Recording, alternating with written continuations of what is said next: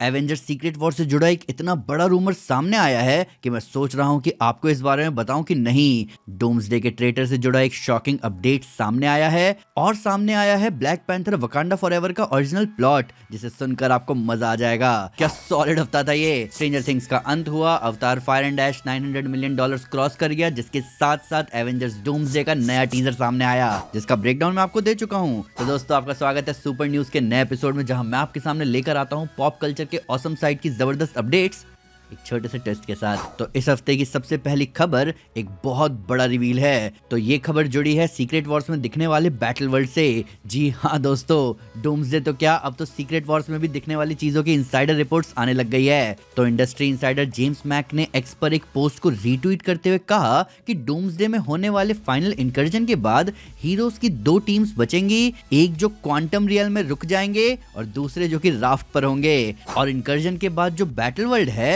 वो Loki series में दिखे वॉइड डायमेंशन जैसा होगा और डूम कसेंड्रा नोवा की तरह पूरे वॉइड का रूलर यानी गॉड होगा। तो भाई, क्वांटम रियल्म वाली बात तो शॉकिंग है, क्योंकि ऑब्वियसली एवेंजर्स वहां से एस्केप कर सकते हैं, पर कहीं ना कहीं इस बात का सामने आना कि वॉइड ही बैटल वर्ल्ड होगा, ये थोड़ा सा अंडरवेलमिंग है, क्योंकि कॉमिक्स में बैटल वर्ल्ड लिटरली पूरे मल्टीवर्स के अलग अलग टुकड़ों से जुड़ के बना था। पर एक सेंस में मल्टीवर्स के कई सारे टुकड़े वॉइड में भी गिरते हैं, तो एक हिसाब से इस बात का थोड़ा सेंस बनता है कि वॉइड बैटल वर्ल्ड बन जाए, जिसका तानाशाह बनेगा डूम। अब देखो, इस बात के रूमर्स तब से आ रहे थे जब लोकी सीरीज में पहली बार वॉइड दिखा था। तो ऑनेस्टली इस रूमर रिपोर्ट को लेकर अभी हमें कैसा फील करना चाहिए, इसके बारे में कुछ कह नहीं सकते। हालांकि अगर वॉइड को डॉक्टर डूम रूल करेगा कसेंड्रा नोवा की तरह, तो उसमें और कसेंड्रा में फर्क क्या रहा। तो कहीं ना कहीं हम चाहेंगे कि ये रूमर रिपोर्ट बस रूमर रिपोर्ट ही बनकर रह जाए। अब हमारी अगली अपडेट है कि एवेंजर्स डूम्सडे का फुल लेंथ ट्रेलर कब आ सकता है। इसकी डेट्स अब शायद नजर आने लग गए हैं। तो एक्सपर्ट ट्रेलर ट्रैक ने एक ट्वीट करते हुए बताया कि अभी अंदर से जो खबरें उन्हें मिल रही हैं, उसके हिसाब से डूम्सडे का पहला फुल लेंथ ट्रेलर हमें इस साल के सुपर बोल के टाइम देखने को मिल सकता है। अब जिन्हें नहीं पता उन्हें मैं बता देना चाहता हूं कि हमें ज्यादा इंतजार करने की जरूरत नहीं पड़ेगी, क्योंकि सुपर बोल इवेंट फरवरी में होने वाला है। तो इस बात की प्रेडिक्शन तो मेरे ख्याल से कई सारे फैंस ने कर ही रखी थी कि हमें एक प्रॉपर ट्रेलर सुपर बोल के टाइम तो देखने को मिल ही जाएगा। वहीं अगर हम बात करें स्पाइडरमैन ब्रांड न्यू डे के पहले टीजर के बारे में, क्योंकि Spiderman Brand New day Avengers doomsday से तो बहुत पहले आने वाली है, तो उसके टीजर के बारे में ट्रेलर ट्रैक ने रिप्लाई देते हुए कहा कि ब्रांड न्यू डे का टीजर और डिले हो सकता है, क्योंकि मार्वल अभी डूम्सडे के लिए हाइप क्रिएट करवाना चाह रहा है। अब देखो, डूम्सडे की हाइप को मेंटेन करते हुए उसके ट्रेलर को सुपर बोल में दिखाने की बात तो बिल्कुल सही है, पर बात यह है कि ब्रांड न्यू डे अभी जुलाई में रिलीज होने वाली है, तो उस हिसाब से इस बात का ज्यादा सेंस बनना चाहिए कि हमें उसका ट्रेलर सुपर बोल में देखने को मिल जाए। अब हमारी अगली अपडेट एक्चुअली काफी गजब की है। तो अगर आप हमारे सुपर न्यूज सीरीज को फॉलो करते हो तो आप सबको पता ही होगा कि हमने पिछले हफ्ते की वीडियो में बताया था कि डूम्सडे में एक ट्रेटर के दिखने की बात हो रही है। अब हमारे साथ साथ सभी ने ये गेस किया था कि हो ना हो वो ट्रेटर डॉक्टर स्ट्रेंज ही होगा, पर अब एक्सपर्ट ट्वीट करते हुए industry insider my time to shine ने बताया कि उन्हें ये न्यूज मिली है कि वो ट्रेटर कोई और नहीं बल्कि खुद डॉक्टर डूम होने वाला है। जी हाँ दोस्तों, तो रूमर रिपोर्ट के हिसाब से डॉक्टर डूम मूवी के most of the time heroes के साइड से लड़ता हुआ नजर आएगा और अंत में जाके वो अपने इरादे सबके सामने रखेगा और सारा गेम पलट कर रख देगा। अब सच कहूं तो मुझे इन सारे रूमर रिपोर्ट से थोड़ा डर लगने लगा है, क्योंकि ऐसा लग रहा है कि जैसे जैसे Doomsday Spiderman Brand New Day पास आता जा रहा है, वैसे वैसे रूमर रिपोर्ट्स और ज्यादा वाइल्ड होते जा रहे हैं। अब देखो, जितने भी लोग डूम को जानते हैं वो एक बात जानते हैं कि डूम बहुत ही ज्यादा ईगोइस्टिक इंसान है। वो लोगों को भटकाने के लिए किसी के साथ मिलकर कोई काम कर ले, ये चीज थोड़ी सी इम्पॉसिबल लगती है। ऊपर से डूम के कैरेक्टर को एक मोल वाला आर्कटाइप देना कहीं ना कहीं उसकी लेगेसी को थोड़ा असर तो डालेगा, और इसीलिए मुझे इन सारे रूमर रिपोर्ट से थोड़ा डर लगने लगा है। अब हमारी अगली खबर बहुत ही इंसेन है दोस्तों, क्योंकि अब हमारे पास एक ऐसी रूमर रिपोर्ट आ चुकी है जिसमें बताया जा रहा है कि हम डूम्सडे में किन मेजर कैरेक्टर्स का 1-on-1 बैटल देख सकते हैं। अब ये कोई एग्जॉस्टिव लिस्ट नहीं है दोस्तों, यानी कि यहाँ सारे फाइट्स मेंशन नहीं है, बट जो फाइट्स मेंशन है वो है Mister Fantastic versus Nightcrawler, Shang Chi versus Gambit, Gambit versus Doctor Doom, Yelena versus Mystique, Captain America versus Cyclops, Captain Marvel versus Monica Rambeau, Sentry versus Professor x,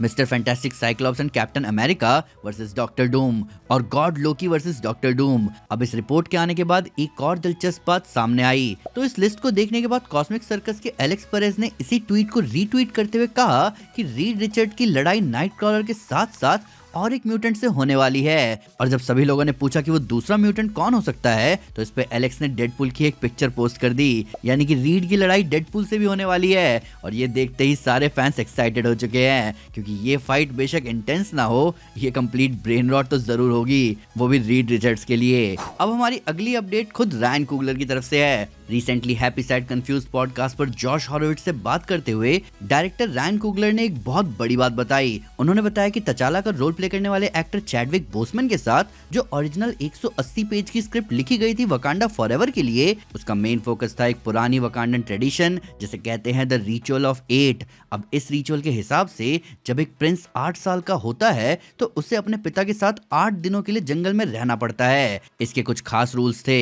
दोनों के पास कोई modern tool या gadget नहीं होगा, बेटे को अपने पिता की हर बात माननी होगी, लेकिन इन 8 दिनों में बेटा अपने फादर से कोई भी सवाल पूछ सकता है और पिता को उसका सच जवाब ही देना पड़ेगा।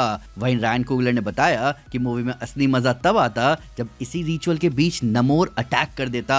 तो मूवी का मेन प्लॉट था कि जहां तचाला एक तरफ डेंजरस दुश्मन नमोर से भिड़ता, वहीं दूसरी तरफ उसका छोटा बेटा हर वक्त उसके साथ होता, क्योंकि अगर तचाला और उसका बेटा एक पल के लिए भी अलग होते तो ये सदियों पुराना रिचुअल टूट जाता जो आज तक नहीं टूटा था। अब भाई सुनने में तो मेरे को ये बहुत इंटरेस्टिंग कहानी लग रही है, पर शायद किस्मत को कुछ और ही मंजूर था। अब हमारी अगली न्यूज सभी वुल्वरीन फैंस के लिए है, क्योंकि अब ऐसी खबरें आ चुकी है कि मार्वल के फेज 7 में हम एक वुल्वरीन की स्टैंड अलोन मूवी देखने वाले हैं। जी हाँ दोस्तों, तो ये खबर आई है सीधा comicbook.com और इंडस्ट्री इंसाइडर डैनियल रिकमैन की तरफ से कि फेज 7 में मार्वल सिर्फ एक्समैन की स्टैंड अलोन प्रोजेक्ट पर काम नहीं कर रहा, बल्कि और भी कई सारे म्यूटेंट्स के स्टैंड अलोन प्रोजेक्ट्स हमारे सामने आएंगे। और इन म्यूटेंट्स में जो सबसे पहला नाम शामिल है वो है वुल्वरीन का।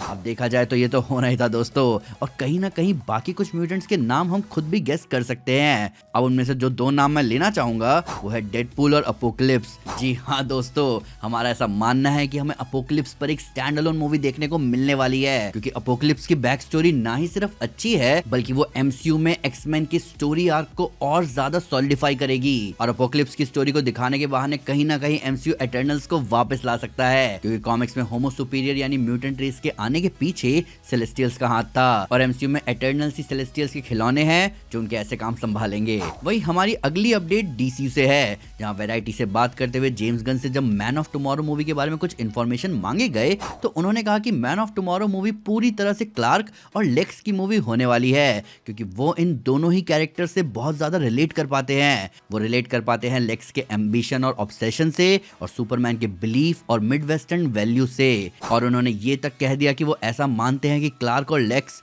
दोनों ही जेम्स गन की पर्सनैलिटी के 2 पहलू की तरह है। तो ये एक अच्छी बात है कि जेम्स गन अपने आप को अपने इस प्रोजेक्ट के साथ पूरी तरह लपेट लेना चाहते हैं। अब कई फैंस ने ऐसा भी कहा कि जेम्स गन के ऐसा कहने के पीछे का रीजन ये है ताकि उन्हें इस प्रोजेक्ट से कभी अलग ना किया जाए। जिसके साथ साथ ऐसा भी लग रहा है कि मैन ऑफ टुमारो का प्रोडक्शन फुल स्पीड पर चल रहा है, जिसे जल्दी ही रैप अप किया जा सकता है प्रोडक्शन के शुरू होते ही। अब वक्त है फ्लैश की स्पीड में न्यूज देने का। तो जेम्स गन का कहना है कि Supergirl movie women of tomorrow comics को रिलीजियसली फॉलो नहीं करेगी। डेडलाइन ने रिपोर्ट किया है कि उसे सुनने में आया है कि नेटफ्लिक्स वार्नर ब्रोस की मूवीज को थिएटर में 17 दिन ही रखेगा। स्ट्रेंजर थिंग्स का live action spin off focus करेगा उस पत्थर पर जो हेनरी को मिला था ब्रीफकेस में। ऐसी रिपोर्ट्स आ रही हैं कि हेली एटवेल का बहुत ही इंपॉर्टेंट रोल होगा डूम्सडे में। कुछ रिपोर्ट्स सामने आ रही हैं कि मार्वल चाहता है कि जॉर्डन पीले उनकी एक मूवी डायरेक्ट करें। तो दोस्तों ये था इस हफ्ते का सुपर न्यूज। अभी आप मुझे बताओ कि वापस से क्वांटम रियल्म को यूज करना डूम्सडे को थोड़ा एंड गेम जैसा नहीं बना देगा? आपको नहीं लगता कि स्पाइडरमैन ब्रांड न्यू डे का ट्रेलर पहले आना चाहिए एवेंजर्स डूम्सडे से? और आपको कैसा लग रहा है डॉक्टर डूम के एवेंजर्स डूम्सडे में ट्रेटर होने के बारे में? आइए इन सब के बारे में कमेंट्स में डिटेल में बात करें। सुपर न्यूज अच्छा लगा तो लाइक जरूर करें और चैनल को सब्सक्राइब करना ना भूलें। साथ साथ एक स्टेप आगे आकर अपने फेवरेट चैनल को सपोर्ट करें मेंबरशिप लेकर। Thank you guys, this is Aman Sinha and you are super super. Piece.